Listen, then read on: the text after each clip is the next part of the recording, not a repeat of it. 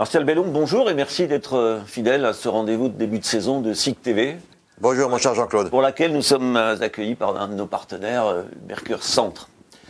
Alors, dans les sujets d'actualité de ce début de saison, il y a d'abord évidemment l'intersaison, le recrutement. J'aimerais qu'on revienne un petit peu là-dessus, puisque vers la fin du mois de juin, avant la signature du premier contrat professionnel de Ludovic Bayerst et la reconduction de Florent Pietrus, il y avait plus de joueurs. C'était une première dans l'effectif de SIG. Oui, c'était pas une bonne chose, d'abord. J'espère qu'à l'avenir, on s'organisera différemment. Mais il y a des explications. Vous savez, l'année dernière, nous avions fait des choix parce que nous disposions de moyens conséquents en raison du buy-out, de l'indemnité de transfert de Franck en NBA. Et nous avons fait le choix de prendre des joueurs à gros CV, quoi, qui, cela ne signe généralement qu'un an, quoi. On pourra revenir, si vous voulez, sur l'expérience de la saison dernière, mais comme tous les ans, la période de recrutement a été sportive. Nos supporters ne se rendent pas toujours compte, mais avec Vincent, Jérôme et cette année Lassie, le téléphone, les WhatsApp, les SMS, ça a beaucoup fonctionné. Et ce n'est pas faute de vouloir garder certains des joueurs de la saison dernière, à qui vous aviez fait des propositions? Alors, on avait fait des propositions dès le mois de mars à l'agent de Zach. Je ne donnerai pas le chiffre qu'il nous avait demandé à cette époque-là, mais je veux dire qu'il était 50% plus élevé que le salaire qu'il avait, donc nous avons immédiatement stoppé toute discussion. Vous savez que durant tout le mois de juillet, nous avons entendu le retour de l'offre que nous avions faite à Mirobilan, qui finalement est parti à Lasvel. Et puis après, les circonstances ont fait que certains, on n'a pas souhaité les reconduire, on ne pouvait pas les reconduire. Guy Bost aurait volontiers reconduit, mais vous avez vu, il a signé dans un grand club et avec des moyens que nous ne disposons pas, quoi. Et si j'en prends mes informations, vous vous êtes investi personnellement dans le retour de Mardy Collins. Alors, j'avais déjà été très investi l'année dernière. Tout le monde le sait, ça avait été à deux doigts de se faire. Cette année, avec l'agent, j'ai été ferme. On arrête les discussions intempestives. Il y a eu une première offre qui n'a pas satisfait. On a arrêté. Et l'agent de Mardy est revenu vers nous. Et nous avons signé mardi à l'offre initiale que nous avions proposée. Ça s'est fait dans des conditions beaucoup plus acceptables, si je puis dire, que la saison dernière. Et évidemment, on est ravis que Mardy revienne parmi nous parce que, et Vincent le dit souvent, l'une des meilleures saisons du club, c'était la saison 2015-2016, où nous avons joué la finale de l'Eurocoupe et du championnat. Donc, et Mardy, je crois, est vraiment très heureux d'être parmi nous. Alors, il l'a déjà montré dans les premiers matchs de préparation. Comment vous jugez cette équipe là, qui vient de débuter à Cholet et comment vous la sentez? Alors, les commentaires d'avant-saison, mon cher Jean-Claude, si on les reprend, on se rend compte qu'après coup, on s'est trompé. L'année dernière, rappelez-vous, j'étais enthousiaste sur la qualité, sur le papier, de l'équipe que nous avions recrutée, parce que c'était l'équipe la masse salariale la plus élevée de l'histoire de la SIG, et ça n'a pas fonctionné. Ça a un peu fonctionné, mais pas comme on l'aurait souhaité, évidemment. On a décidé de changer notre fusil d'épaule cette année. D'abord, je l'avais dit en juillet, on a signé plusieurs joueurs sur 2 ans, donc votre propos introductif n'aura plus raison d'être l'année prochaine, puisque plusieurs joueurs vont rester, quoi qu'il arrive, au club la saison prochaine. Et puis surtout, on a décidé de faire une équipe d'abord hiérarchisée, où il n'y aura pas de bagarre, si vous me permettez l'expression, de temps de jeu, comme ça a pu exister dans l'équipe de la saison dernière. Il y a eu effectivement, fin juillet, début août, la proposition, à laquelle on ne s'attendait pas évidemment, de Youssouf Fall. Lorsqu'il nous restait les 4 derniers joueurs à recruter, le poste 1, 3, 4 et 5, nous avions une enveloppe conséquente pour clôturer notre recrutement. Mais sur les 3 premiers, on a dépensé plus que prévu, parce qu'on a saisi des opportunités. Et si aujourd'hui, le poste 4 n'est toujours pas recruté, c'est parce que nous avons eu des contacts avec des joueurs référencés, Sommers, Peterson, Benzing, etc. Mais l'enveloppe n'est pas conséquente. Elle a été mangée, si je puis dire, par le recrutement de Green et Collins et Fall. Et très clairement, pour éviter toutes les supputations que j'ai pu entendre ou lire ici et là, je confirme ce qu'a dit Vincent dans la presse ce matin, nous disposons de 150 000 euros nets pour le poste 4. C'est en début de saison insuffisant. C'est la raison pour laquelle les joueurs dont je viens de parler ne sont pas venus. Voilà. Donc il faut être patient. Il faut être patient. Et les recherches continuent. Et les recherches continuent. Toutes les semaines, cette semaine il y en a un nouveau, donc on discute sur un nouveau joueur référencé. Mais vous savez, c'est un petit jeu de l'offre et de la demande. Nous avons un montant inférieur à ce que le marché attend, mais les joueurs avec lesquels on discute n'ont pas de club. Donc il faut bien, à un moment donné, que les deux parties trouvent une solution. Vous avez fixé des objectifs sportifs cette saison? Vous me posez tous les deux la même question. Oui, mais je voudrais savoir si cette année, c'est l'année toujours dernière, le top 4. Rappelez-vous ce que... Non, l'année dernière, j'ai clairement dit le titre. En BCL. L'année dernière, j'ai clairement dit le titre. Voilà. J'étais enthousiaste. Vous pouvez constater que je suis un très mauvais pronostiqueur. Voilà. Je pense que Strasbourg s'est installé depuis plusieurs saisons en tant que club dans le top 4 des meilleurs clubs français. Donc, bien évidemment que le top 4 demeure notre objectif. Vous savez, l'avancement d'un club, ça se fait toujours, et j'emploie souvent ces deux mots-là, avec ambition. Il faut de l'ambition, mais aussi de l'humilité. Depuis 2 saisons, le vainqueur est plutôt un outsider, quoi. Rarement celui qu'on attend. Rarement celui qu'on attend. Nous sommes, au même titre que d'autres, je pense évidemment à Lasvel, à Monaco, au Mans, à Limoges, nous sommes des candidats potentiels pour la tabale, comme on dit généralement en sport. Mais je crois que c'est, au-delà de cela, c'est le développement du club qui est important. Nous sommes toujours parmi les clubs les plus riches, si je peux employer l'expression du championnat, mais la saison dernière a démontré que l'argent seul ne suffisait pas. Alors justement, une des raisons pour lesquelles on vous classe toujours parmi les favoris, c'est celle des moyens. Alors, vous aviez évoqué à un moment donné l'objectif de 10 millions en 2020, et on vous regardait un peu avec des grands yeux. Là, vous êtes sur l'exercice écoulé quasiment à 9 millions, donc on s'en approche, effectivement. Les moyens sont là, mais on peut aussi dire que vous ne mettez pas tous les œufs dans le même panier, puisque le club ne fait pas uniquement le choix du sportif et se structure à tous les étages. On l'a fait l'année dernière. J'en ai tiré, avec mes collègues du directeur, quelques conclusions. Et on a discuté également avec Vincent Collet. Cette année, nous avons un budget en hausse, mais pas une masse salariale en hausse, parce que nous avons investi. On a renforcé le staff technique avec l'arrivée de Nassi. On a renforcé le staff commercial avec un nouveau commercial, parce que si on veut que le club se développe, l'argent est de la guerre et ce sont les commerciaux qui font ce travail. On a investi dans d'autres domaines. Vous verrez, lorsqu'on viendra au Rhenus, que les buvettes, qui étaient un peu noires de notre réceptif, ont été complètement repensées avec un nouveau prestataire. C'est un changement considérable qui a été opéré à ce niveau-là.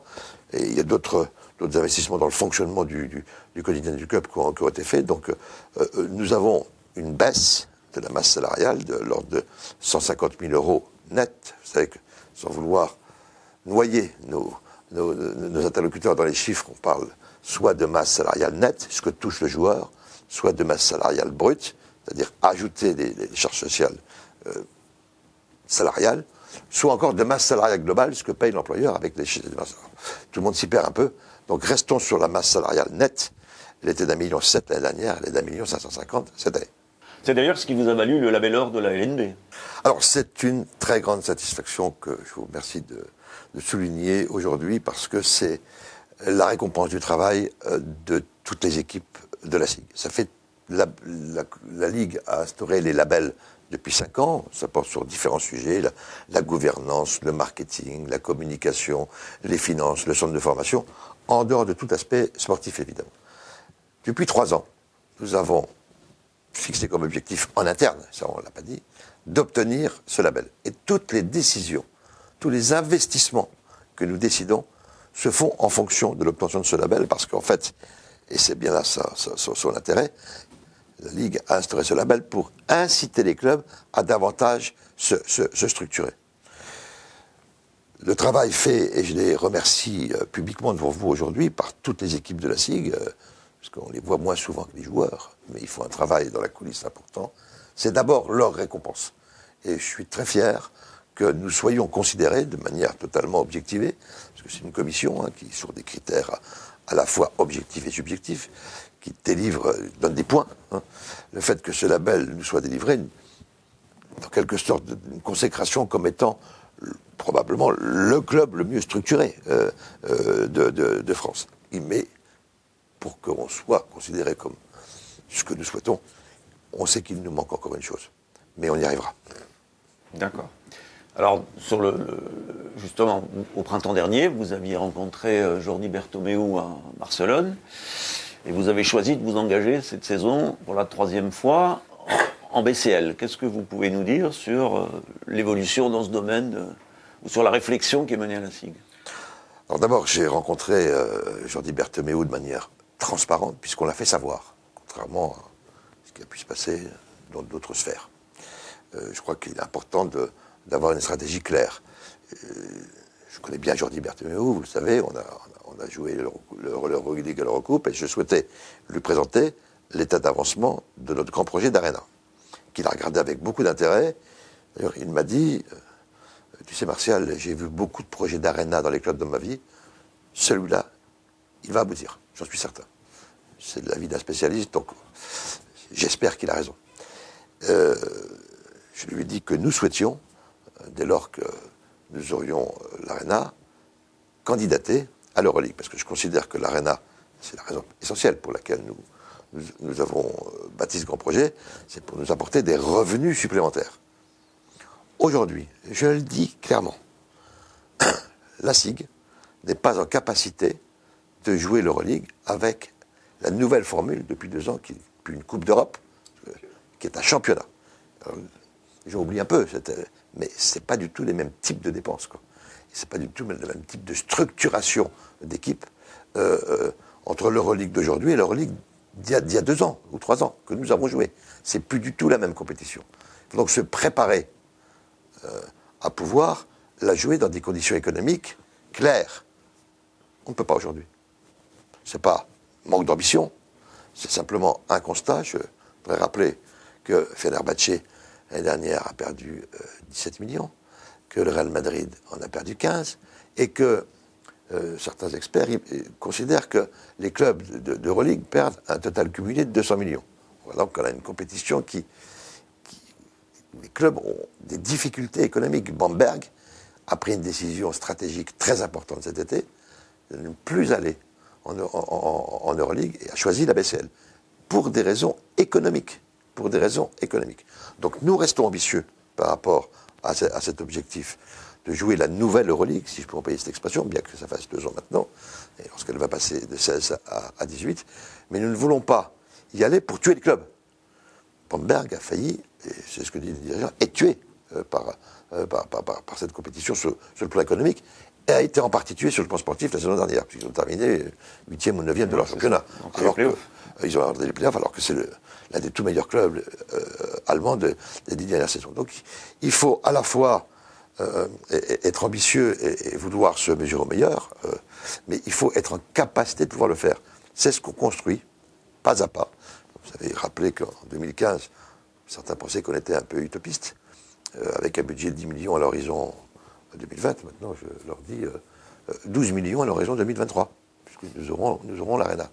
Et je crois que c'est lorsqu'on se fixe un objectif que le collectif, c'est-à-dire toutes celles et tous ceux qui sont autour de la SIG, travaillent dans cette direction. Un dernier mot justement, pour ce qu'on en parlait à l'instant, du projet de l'Arena, qui vous tient à cœur et qui tient à cœur à tous les supporters qui ont l'habitude de venir au Rhenus. Où en est-on? C'est un projet auquel je consacre beaucoup de temps avec les équipes autour de moi.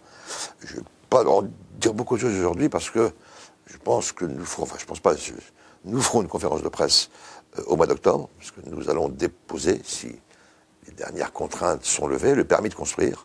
Et à cette occasion, nous dévoilerons le projet architectural et ce que nous avons décidé de faire de manière concrète maintenant, après toutes les études que nous avons menées. Mais il y a encore quelques petites étapes à franchir avant que je l'annonce officiellement. Je sais qu'au mois de mai, j'avais dit que je ferais une annonce avant la fin de l'été. Je crois que la fin de l'été, c'est aujourd'hui. Donc, j'aurai un peu de retard, j'aurai probablement un mois de retard par rapport à mon engagement de début mai. Mais un mois de retard dans un projet de cette dimension, pour une annonce, chacun conviendra que c'est pas très grave. On vous pardonnera. Rendez-vous donc dimanche prochain pour le premier match Orenus contre Portez. Et merci à vous, Martial, pour cet entretien. Alors, avant de terminer cet entretien, je voudrais dire à nos supporters que je voudrais rendre hommage à notre ami Jean-Claude Frey, et pour l'occasion, tu me permettras de te tutoyer comme nous le faisons tous les jours. Jean-Claude, vous le savez, a été le chef du service des sports des DNA. Il a terminé sa carrière en 2011, mais comme c'était un jeune retraité qui voulait continuer à être actif et qu'il est très attaché à la SIG, et que nous avons rencontré quelqu'un qui voulait nous accompagner dans notre croissance, Jean-Claude aura été pendant 6 années, de 2012 à juin 2018, le directeur média de notre club. Il a notamment participé à toutes les campagnes. La grande année de 2016, je crois qu'on avait fait 72 matchs. Oui, tout à fait. Tu les as tous faits, hein, à domicile et à l'extérieur. Vous avez vu comment sur notre site internet, les choses se sont considérablement développées. Mais Jean-Claude a aussi entretenu des relations avec non seulement la Ligue, mais l'Eurocoupe, l'Euroleague ou la BCL pour gérer les relations avec les journalistes. Bref, il a été un des acteurs importants de la croissance du club. Il a décidé, à un âge non pas canonique mais respectable, de prendre une deuxième retraite, la dernière, je pense, et de consacrer plus de temps à sa famille et à ses projets, parce qu'il en a des projets personnels, beaucoup, qui lui prennent beaucoup de temps. Donc je voudrais vraiment te remercier, Jean-Claude, pour le pari que tu as fait de nous accompagner, alors qu'en 2012, nous n'étions pas dans la situation d'aujourd'hui.